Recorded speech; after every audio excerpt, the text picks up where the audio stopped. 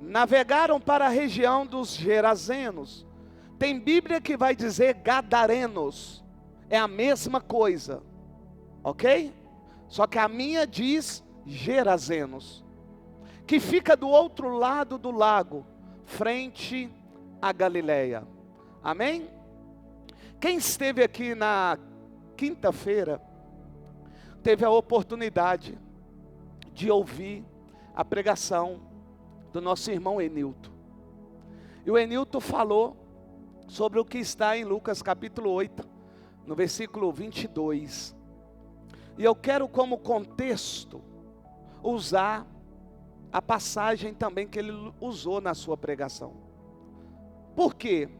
Porque a palavra do Senhor vai me dizer que Jesus vai chamar os seus discípulos, entrar no barco com os seus discípulos, para ele sair de uma região e ir para uma outra região. Presta bem atenção aqui.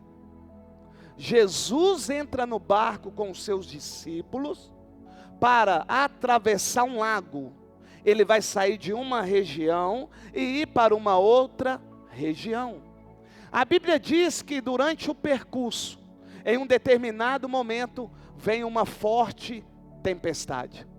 E quando essa tempestade se manifesta, a Bíblia me diz que Jesus está dormindo.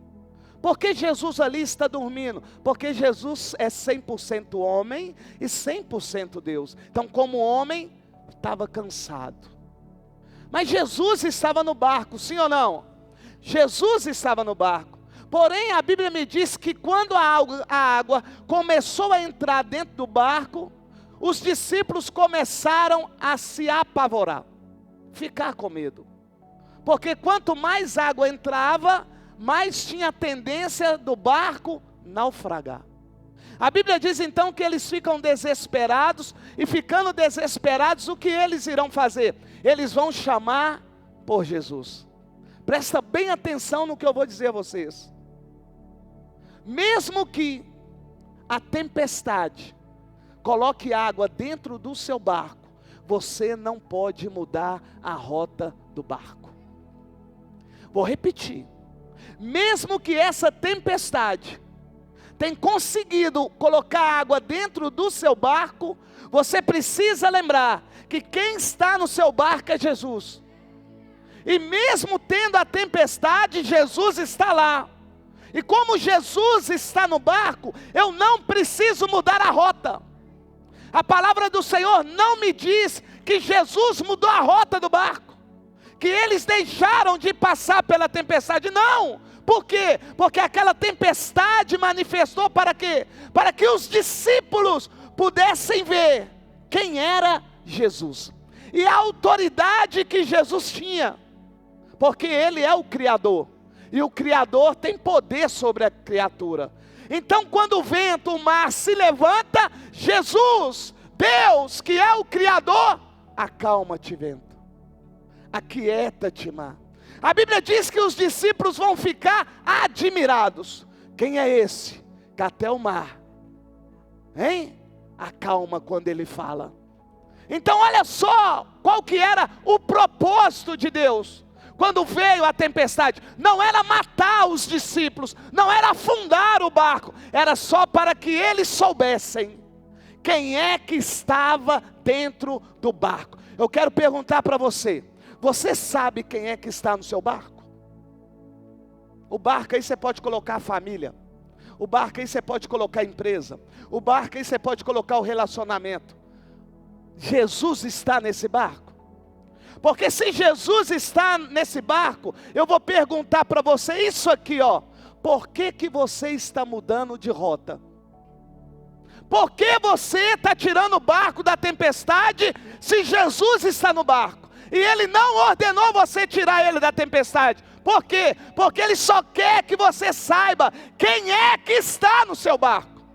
A tempestade não é para te matar. A tempestade é para manifestar a autoridade daquele que disse para você: entra no barco e vão comigo para o outro lado. E a palavra do Senhor me diz então que a tempestade cessa e o barco continua indo para a mesma direção. Vou perguntar, o seu barco está indo para a mesma direção? Ou você desviou ele? Porque o barco que Jesus estava não mudou o trajeto.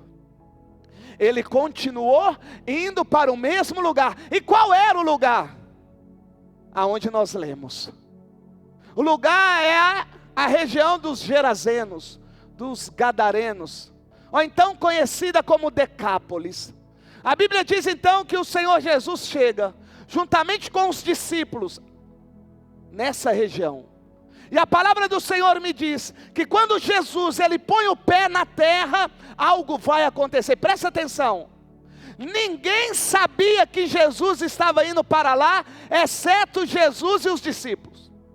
Mas a Bíblia me diz que na hora que Jesus põe o pé na terra, a Bíblia me diz que o endemoniado vai em direção em Jesus. Agora eu quero ensinar algo para vocês. Aquele endemoniado, ele não sofria opressão. Por quê? A opressão é de fora para dentro.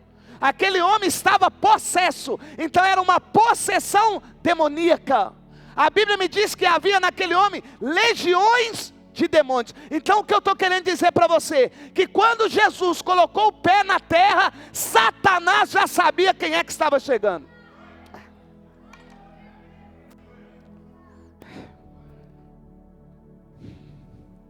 Quando Jesus, num ato simples, eu vou encenar.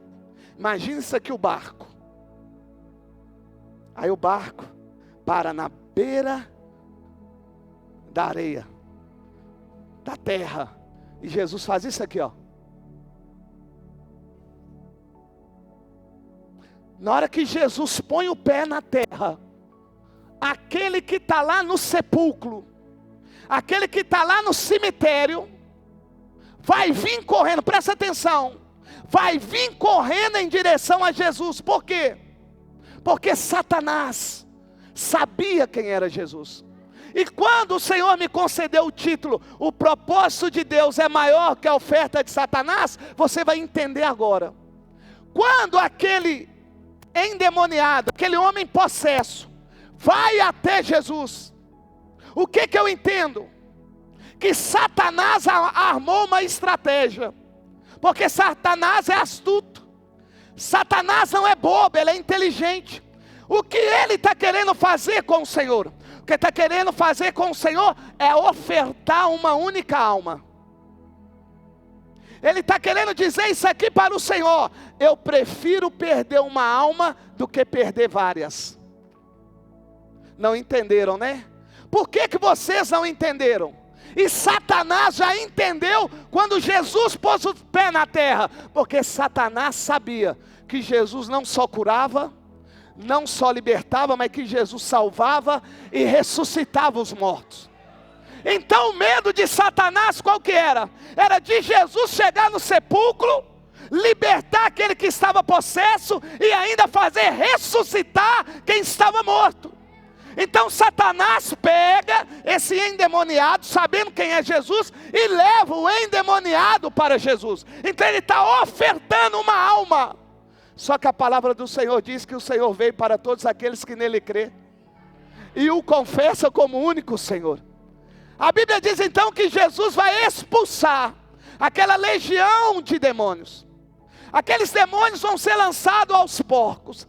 E a palavra do Senhor vai me dizer que aquele homem que estava possesso, agora ele está liberto. Satanás está achando que venceu. Satanás está achando que a oferta que ele fez ao Senhor, de uma alma, prevaleceu sobre o propósito de Deus. Só que numa resposta, eu vou repetir, em uma resposta, Jesus vai mostrar para Satanás que o propósito de Deus é maior do que a sua oferta. A Bíblia me diz que aquele homem está liberto. Nós que já fomos libertos, curados, sarados, transformados, estamos no processo para ir para Nova Jerusalém, nós não ficamos alegres quando algo ocorra conosco? Ficamos ou não? Então você imagina a alegria daquele homem. Um homem que ficou muito tempo aprisionado, acorrentado, morando no cemitério, comendo cadáveres, hein? Imagina, sem tomar banho, sem a família. Quando aquele homem é liberto, o que ele vai fazer? Ele quer manifestar a sua gratidão, porque ele reconhece quem é Jesus. Então ele vai fazer um pedido para Jesus. E qual é o pedido? Senhor, deixa eu te seguir. A Bíblia me diz, coloca lá, tem como colocar? 8:38. Coloca aqui para eles lerem. Isso, olha só. O homem de quem haviam saído os demônios suplicava, implorava, olha lá, que o deixasse ir com ele, mas Jesus o mandou embora. Aquele homem foi até Jesus e disse: Senhor, deixa eu te seguir. O que o Senhor fez na minha vida é algo extraordinário. Muitos já tentaram e não conseguiram, mas eu vi e sei quem é o Senhor agora. Eu quero seguir o Senhor, eu quero ajudar o Senhor na sua obra. Só que o Senhor disse não. Deixa eu ensinar algo para você. Nem tudo aquilo que você pede ao Senhor, Ele vai te conceder. O não do Senhor não é para a sua derrota. O não do Senhor é para o propósito dEle, que é maior do que a oferta que fizeram ao seu respeito. A Bíblia diz que Jesus diz não. Eu quero acreditar que quando aquele homem ouviu o não de Jesus, ele entristeceu. E quando nós lemos, nós achamos meio esquisito. Se Jesus chamou 12, depois chamou 70, esse está se oferecendo aí, e Jesus diz que não, tem um propósito. Então eu quero falar para você, que o não de Deus sobre a sua vida tem um propósito.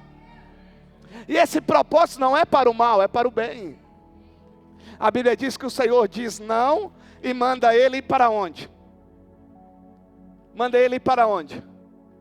Para lá, para? Por quê? Porque quando Satanás leva esse homem possesso até Jesus, o que ele queria era que somente aquela alma fosse liberta. Só que o que Jesus fez com o não? Mostrou para Satanás que o propósito dele foi maior do que a oferta. Quando? Quando Jesus fala para ele: vai para a sua casa e anuncia a ele e à cidade tudo o que eu fiz. Não pegaram, né? Jesus não veio só por você. Jesus não quer libertar só você na sua casa. Jesus tem propósito para com todos da sua casa. Agora o que você precisa entender, como aquele homem precisava entender, que aquele que foi liberto, porque um dia esteve possesso, ele agora vai se tornar um instrumento de Deus para ganhar os da sua casa. Quando Jesus te libertou, Ele te libertou com um propósito: para chegar o evangelho aonde ainda não chegou. Deus quer usar você para ganhar os da sua casa. Como aquele homem, ele não seguiu o Senhor porque o Senhor não deixou. A Bíblia me diz que ele começou a anunciar lá na casa dele, anunciar na cidade. E o que ocorreu? Muitos se converteram. Aí eu estou mostrando para você, o propósito de Deus é maior ou não? O propósito de Deus é maior do que a oferta de Satanás ou não? Vá para casa e conte tudo quanto Deus fez a você. Então o homem foi e anunciou na cidade inteira quanto Jesus tinha feito por ele. Agora vamos mudar. Imagine se Jesus tivesse dito para esse homem: pode me seguir. Como é que ia ficar a cidade? Como é que ia ficar a família dele? Então estou mostrando a você que, embora você não entenda, o não de Deus tem um propósito. E esse propósito é para glorificar o nome dEle. E dentro desse propósito de glorificar o nome dEle, Ele quer usar você. Às vezes você está querendo ir para outro lugar, evangelizar em outro lugar, e o Senhor está dizendo: não, eu estou mandando você ir na sua casa. Eu estou mandando você ir na sua família. Eu quero que você anuncie a minha pessoa, aquilo que eu fiz na sua vida, no seu bairro. Tem pessoas que querem ir para a África, tem pessoas que querem ir para os Estados Unidos, querido. O Senhor está nos ensinando aqui, ó. Nem tudo que nós iremos pedir o Senhor vai dizer o sim. Mas quando Ele disser o não, também tem um propósito. Pare de ficar querendo aquilo que Jesus não vai te dar. Embora você esteja insistindo. Porque o propósito dele é maior do que o seu. Porque os pensamentos dele são maiores do que o seu. Ei, você precisa entender isso. Quantas almas aquele homem deve ter ganho para o Senhor? Contando o testemunho dele. Então eu quero que você saia daqui nessa noite, sabendo que além de você ter sido liberto, ter tido o nome escrito no livro da vida, o Senhor não te libertou à toa, não escreveu o seu nome no livro da vida à toa, mas Ele escreveu por um propósito, libertou você com um propósito. E o propósito, sabe o que é? Ganhar almas para Ele. Anuncie para sua mãe, anuncia para o seu pai. Mas pastor, meu pai é duro demais, minha mãe é dura demais, o meu tio, a Bíblia diz que não sou eu que convenço do pecado, do juízo e da justiça. Quem convence é o Espírito Santo. Quem convence é o... Olha só que tremendo. Aquele jovem, aquele homem, ele volta para casa e a Bíblia diz que Jesus vai para outro lugar. Aquele homem começa a testemunhar. O que vai acontecer? Aquilo que está na palavra. Como ouvirão se não houver quem pregue? Como crerão se não houver quem ensine a verdade que pode libertar? O que aquele homem foi fazer? Foi pregar onde ninguém pregava. Foi anunciar onde ninguém anunciava. E o que possivelmente ocorreu? Aquilo que está na palavra. A fé vem por ouvir, e ouvir a pregação da palavra. Como que os da sua casa vão se converter ao Senhor se você não anuncia a eles? Como? Como que a sua parentela vai converter se você tem vergonha de anunciar a eles, até de carregar a Bíblia diante deles? Não, meu lindo, faça como esse homem fez. Faça aquilo que o Senhor te ordenou a fazer. Quando a sua família te der a oportunidade para orar, ore. Quando ela te der a oportunidade para você cantar um louvor, cante louvor. Quando ela te der a oportunidade para você pregar a palavra, pregue a palavra. Porque quem faz a obra é o Espírito Santo. O que você não pode fazer é deixar de pregar. É deixar de honrar o Senhor, irmãos. E aquele homem honrou o Senhor, porque ele pregou aquilo que o Senhor ordenou. Hoje é dia de Santa Ceia. É dia que nós renovamos a nossa aliança com o Senhor. Irmãos, é importante nós renovarmos a nossa aliança com o Senhor, mas nós precisamos entender. Tem a nossa vontade, mas também tem que ter o querer do Senhor. É por isso que quando eu oro na Santa Ceia, eu peço ao Senhor: Senhor, renova a sua aliança também conosco. Porque nós queremos renovar a nossa aliança com o Senhor. Eu quero também aqui dizer a vocês, que a Santa Ceia não é minha, a Santa Ceia não é do seu marido, a Santa Ceia não é da sua esposa, nem dos seus filhos, a Santa Ceia é do Senhor. E o apóstolo Paulo diz que nós devemos, cada um, examinar a si mesmo. Está lá na carta do apóstolo Paulo, à igreja de Corinto, primeira carta, no capítulo 11, no versículo 20 em diante. Cada um deve examinar a si mesmo. O que está dizendo isso? Que nesse momento agora, que você vai curvar a sua cabeça, fechar os seus olhos, você vai pedir o Espírito Santo para mostrar a você aonde você entristeceu a Ele, desobedeceu a Ele. E nesse momento você vai ter a oportunidade, mais uma vez, de pedir Ele perdão. Não é para você fechar o olho e ficar assim, ó: nossa, minha mulher, aquilo é uma praga, como é que eu vou perdoar um trem daquele? Ah lá, ela vai tomar Santa Ceia, me xingou. Ah, não, é você. Cada um vai examinar a si.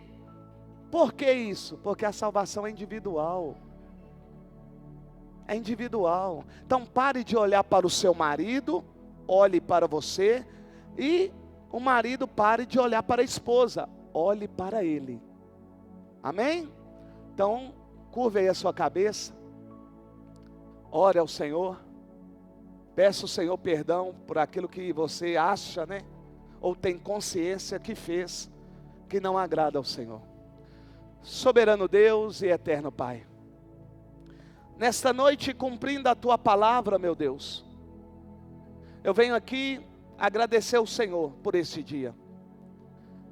E eu sou bem-aventurado, Deus, porque o Senhor me dá a oportunidade nesse culto de Santa Ceia, por 2 vezes, ter a oportunidade de confessar ao Senhor os meus pecados. A Tua palavra diz, Senhor, que não há um justo sequer na face da terra. Todos pecaram e destituídos foram da glória do Senhor. Mas em Cristo Jesus nós fomos justificados. Pai, então eu venho aqui nessa noite em nome de Jesus, pedir ao Senhor perdão.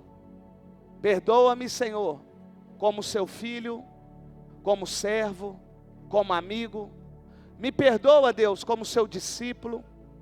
Me perdoa como pastor, me perdoa como marido, me perdoa como empreendedor, me perdoa, Deus, peço ao Senhor perdão, por tudo aquilo que eu falei que não lhe agradou, pensamentos que só o Senhor sabe que não agradou o Senhor. Pai, em nome de Jesus eu peço ao Senhor perdão, peço novamente à minha esposa também perdão, por algo que eu fiz a ela e aborreci, entristeci a ela e ao Espírito Santo. Peço também perdão à minha filha Karen, que se eu porventura a aborreci. Peço, Senhor, perdão, se eu, Senhor,